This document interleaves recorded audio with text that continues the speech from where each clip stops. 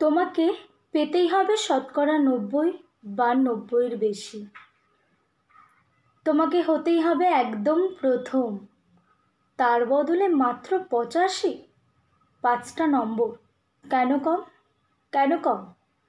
এই জন্য আমি রোজ মুখে রক্ত তুলে খেটে আসি। এই জন্য তোমার মা কাক ভরে উঠে সব কাজকর্ম সেরে ছোটবেলা থেকে যেত তোমাকে স্কুলে পৌঁছে দিতে। এই জন্য কাঠফাটা রোদ্দুরে প্যাচ প্যাচ বর্ষায় বসে থাকতো সারাদিন বাড়ি রোয়াকে কিংবা পার্কের বেঞ্চিতে। তারপর ছুটি হতেই ভিড় বাঁচাতে মিনিবাস ছেড়ে অটোওয়ালার ওই খারাপ মেজাজ সহ্য করে বাড়ি এসে না থাকিয়ে আবার তোমার পড়া নিয়ে বসে পড়তো যতক্ষণ না আমি বাড়ি ফিরে হোম টাস্ক দেখছি। তারপর আঁচলে মুখ শুকিয়ে থুকথুকিয়ে ভ্যাপসা রান্নাঘরে এই জন্যে হাড় ভাঙা খাটতো। তোমার জন্য ওভারটাইম করে আন্টি রাখতাম এই জন্যে।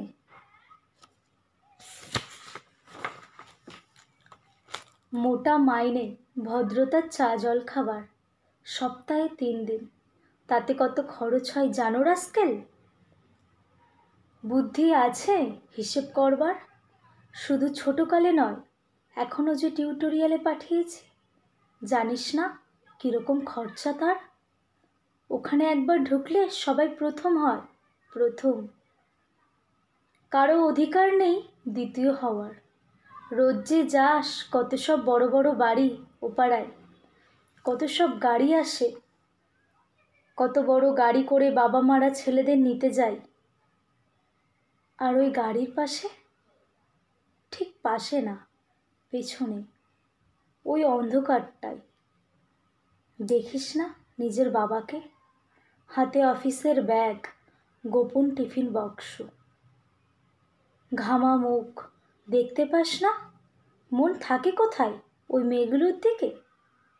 যারা তোর সাথে পড়তে আসে ওরা তোকে পাত্তা দেবে? ভুলেও ভাবিস না ওরা কত বড় লোক। তোকে পাত্তা পেতে হলে থাকতে হবে বিদেশে, ফরেনে, হতে হবে এনআরআই। তবে ম্যাজিক দেখবি, সাহিত্যিক থেকে মন্ত্রী এক ডাকে চিনবে। আমাদেরও নিয়ে যাবি, তোর মাকে আমাকে মাঝে মাঝে ডাকবি নিজের কাছে। তার জন্য প্রথম হওয়া দরকার, প্রথম। তাহলে ছবি ছাপবে কাগজে, আরও দরজা খুলে যাবে, আরও বাজ, আরও বাজ, সবাই বলবে। এতক্ষণ পড়ছিলাম টিউটোরিয়াল, প্রথম পর্ব। দ্বিতীয় পর্ব নিয়ে আসছি, যদি এটা ভালো লাগে তো প্লিজ লাইক করবেন, শেয়ার করবেন। দ্বিতীয় পর্ব নিয়ে আসবো খুব তাড়াতাড়ি।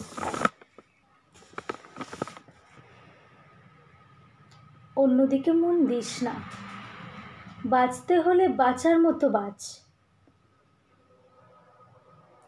না বাপি না, না বাপি না, আমি মন দিই না, কোনো দিকে মন দিই না বাপি। না না, আমি তাকাই না মেয়েদের দিকে, ওরা তো পাশেই বসে, কেমন সুগন্ধ, কথা বলে। না না বাপি, পড়ার কথা দেখি না, উত্তর দিই, নোট দিই, নোট নিই, যেতে আসতে পথে ঘাটে কত ছেলে, ওরা সব একসাথে গল্প করে। না বাপি না না, আমি মেয়েদের সাথে মিশি না, তাকাই না কারো দিকে, যেতে আসতে দেখতে পাই কাদা মেখে কত ছেলে বল খেলছে,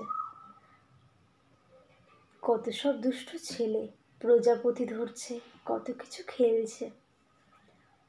আমি না কখনোই খেলতে যাই না বাপি, কখনোই যাই না, আমার বন্ধু নেই। না না বাপি, একজন আছে, নাম তার অপু, এক ক্লাসেই পড়ে। ও বলে ওর বাবাও বলেছে প্রথম হতে, বলেছে কাগজে ছবি। ওর বাবা ওকে বলেছে কাগজে ছবি হতে। হ্যাঁ বাপি হ্যাঁ। না না বাপি, অপু আমাকে বলেছে পড়াশোনা হয়নি একদম, বলেছে ও ব্যাগ পাবে। ব্যাগ পেলেও বলেছে বাড়িতে কোথায় বাথরুম সাফ করবার অ্যাসিড রয়েছে, ও দেখেছে বাপি। হ্যাঁ বাপি হ্যাঁ।